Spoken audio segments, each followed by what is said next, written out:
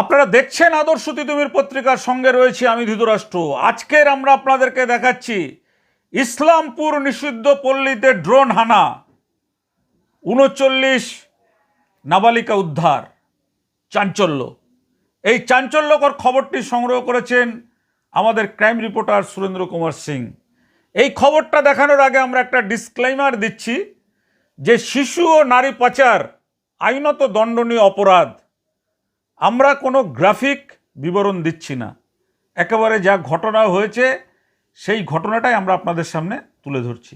কারণ আমরা মনে করি যে নাবালিকাদের যেভাবে ব্যবহার করা হচ্ছে, আমরা পুলিশ সূত্র বা ঘটনাস্থলে যা ছবি আমাদের কাছে এসছে তার ভিত্তিতে আমরা এই খবর করছি।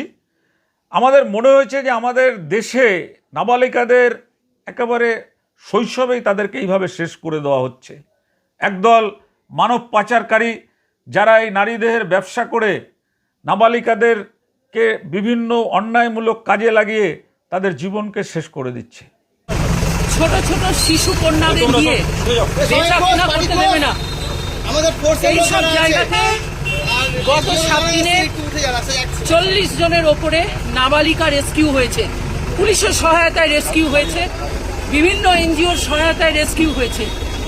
এসব আমরা হতে দেব না। এই সরকার মানবিক সরকার।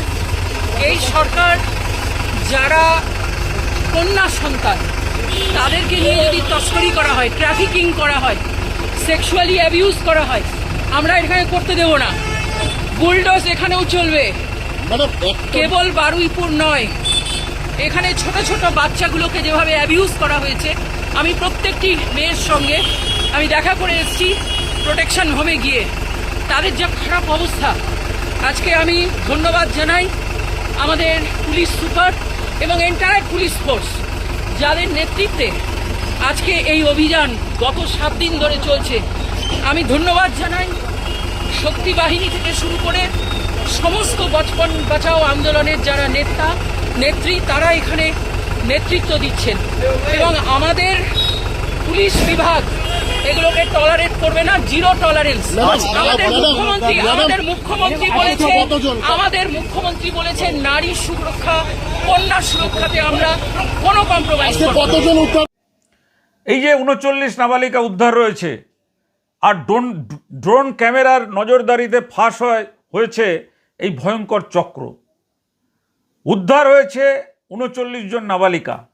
এর জন্য পুলিশের একটা বিরাট ক্রেডিট রয়েছে এবং এর সঙ্গে যারা আরও ক্রেডিট পাবেন, যে যারা এই মানব পাচারের বিরুদ্ধে লড়াই করছে যে দুটি সংগঠন, সেই সংগঠন দুটির ভূমিকা খুব উল্লেখযোগ্য। তারা কিন্তু এই মানে যে মানব পাচার যেটা চলছিল এটা কিন্তু তারাই খুঁজে বার করেছে। একটি হচ্ছে অ্যাসোসিয়েশন ফর ভলেন্টিয়ার অ্যাকশন এবং কোশি লোকমঞ্চ। এরা কিন্তু যৌথভাবে ইসলামপুর, উত্তর দিনাজপুরের ইসলামপুরের এই যে নিষিদ্ধ পল্লী যেটা রয়েছে, সেই নিষিদ্ধ পল্লীতে হানা দিয়ে এগুলো কিন্তু গ্রেপ্তার করা হয়েছে। আমরা নির্দিষ্ট ইন্টেলিজেন্স পাই যে ইসলামপুর থানা অন্তর্গত চম্পাবাগ নিষিদ্ধ পল্লী এলাকায় বিপুল সংখ্যায় নাবালিক মেয়েদের সঙ্গে যৌন শোষণ করা হচ্ছে। এই ইন্টেলিজেন্স পাওয়ার পর আমরা ইন্টেলিজেন্স উপরে কাজ করি। যখন এটাকে সঠিক পাই তখন আমরা একটা বিশাল পুলিশ অ্যারেঞ্জমেন্ট করি। এই পুলিশ অ্যারেঞ্জমেন্টের মধ্যে একটা রেপিউটেড এনজিও অফিসাররাও ছিল। এই এনজিও আর পুলিশ টিমকে নিয়ে আমরা ওই এলাকাতে কালকে 3 তারিখে বিকেল 5:30 থেকে 7:30 অবধি রেড করি। রেড করার পর আমরা 17 জন নাবালিক মেয়েকে উদ্ধার করি, আর 4 জন যে মানব পাচারকারীরা ছিল তাদেরকে আমরা গ্রেফতার করি। এটা করার পর আমরা কেস ফাইল করি specific provisions under the specific provisions of the BNS act, এরপরে আইটিপি অ্যাক্ট 1956, পক্সো অ্যাক্ট 2012 আর এটা করার পর আমরা যে মেয়েগুলো ছিল তাদেরকে আমরা রায়গঞ্জে পাঠাই। CWC প্রোডাকশন হওয়ার পর, ওদের মেডিকেল হওয়ার পর, যে ফার্দার যেগুলো লিগ্যাল ফর্ম্যালিটিসগুলো সেটা হবে। আর আমরা 4 জন যারা মানব পাচারিকার ছিল তাদেরকে আমরা কোর্টে ফরওয়ার্ড করি। আমরা রিমান্ডের জন্য প্রেয়ার করেছি। আর আমরা কিছুদিন হয়তো 5 দিন পেয়েছি, 5 দিন আমরা রিমান্ড পেয়েছি।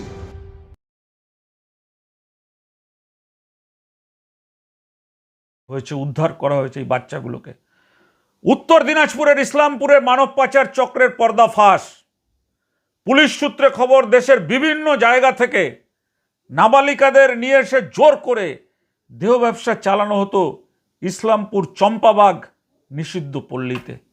ভাবতে পারছেন কতটা ভয়ঙ্কর? আসুন না ছবিগুলো আমরা একটু দেখাই, মুখ ঢেকে দেখাতে হবে, কারণ শিশুদের খবর করা বা শিশুদের নিয়ে যারা ব্যবসা করেন, নারী পাচার করেন, শিশু পাচার করেন, এটা আইনত দণ্ডনীয় অপরাধ।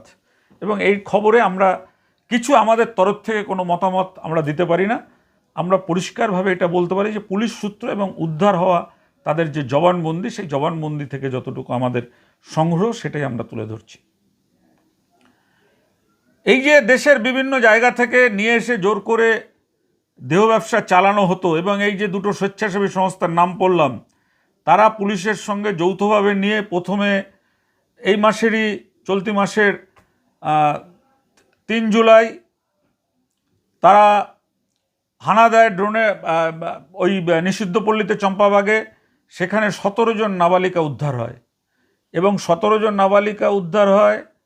উদ্ধার হওয়ার পরে সেখানে তাদের সঙ্গে তাদেরকে জিজ্ঞাসাবাদ করে কথাবার্তা বলে ড্রোনের নজরদারি চালানো হয়। এবং সেই ড্রোনের নজরদারিতে দেখা যায় যে সেখানে আরও নাবালিকারা রয়েছে। এবং এরপরে সেখানে হানা দেওয়া হয়। হানা দিয়ে তারপরে হচ্ছে আপনার সেই নাবালিকাদের উদ্ধার করা হয়, যার মধ্যে 13 জন বিহারের, 1 জন আসামের, আমাদের পশ্চিমবঙ্গের কিছু আছে। এবং যাদের উদ্ধার করা হয়েছে তাদের মধ্যে 1 জনের বয়স মাত্র 11 বছর। এরপর 5ই জুলাই ফের হানা দেয়। হানা দিয়ে সেখানে আরও 22 জন নাবালিকাকে উদ্ধার করা হয় এবং 2 জন প্রাপ্তবয়স্ককে উদ্ধার করা হয় এবং মোট 4 জন পাচারকারীকে গ্রেপ্তার করা হয়। বাকিরা কিন্তু পালিয়ে যায় এবং তাদের গ্রেপ্তার করে জিজ্ঞাসাবাদ করে জানা যায়, খুব মারাত্মক সেন্সিটিভ এ তথ্য, যে একটা নাবালিকাকে নিয়ে এসে প্রায় প্রতিদিন 8 থেকে 10 জনকে তাদের মনোরঞ্জনের জন্য, পুরুষদের মনোরঞ্জনের জন্য চড়া দামে তাদের বিক্রি করা হতো, দেহ বিক্রি করা হতো।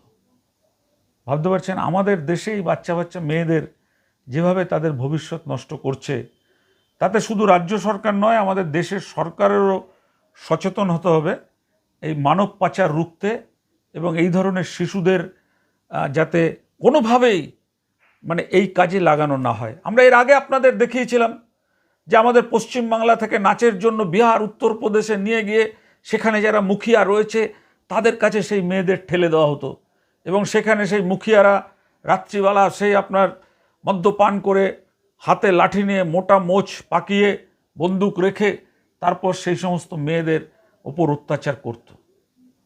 খবর আমরা দেখিয়েছি আপনাদের। আজকের এই খবরটা দেখার পরে আপনারা আমাদের কমেন্ট করে জানাবেন আমাদের খবর কেমন লাগছে এবং আরও কী ধরনের খবর করলে মানুষের কাছে আমাদের যে মোটো, আমাদের যে স্বপ্ন সমাজ পরিবর্তন, আমাদের যে স্বপ্ন সমাজকে সফেদ করা, আমাদের যে স্বপ্ন যে মানুষের মধ্যে হানাহানি দূর করে, অন্যায় দূর করে মানুষের মধ্যে শান্তি ফিরিয়ে দেওয়া, এর জন্য বিড়ালের গলায় ঘণ্টা বাঁধার জন্য কিন্তু আদর্শ তিতুমির পত্রিকা লড়ছে, তিতুমির নিউজ বাংলা লড়ছে, সংবাদ তিতুমির লড়ছে। আজকের এই অসামান্য প্রতিবেদনটি আমাদের সমাজের স্বার্থে আমাদের ক্রাইম রিপোর্টার সুরেন্দ্র কুমার সিং তুলে নিয়ে এসছেন।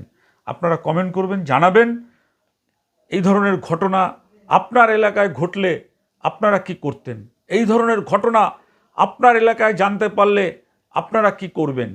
কমেন্ট করবেন, জানাবেন। আপনাদের সঙ্গে আমরা রয়েছি। আজ এ পর্যন্ত। ভালো থাকবেন। নমস্কার।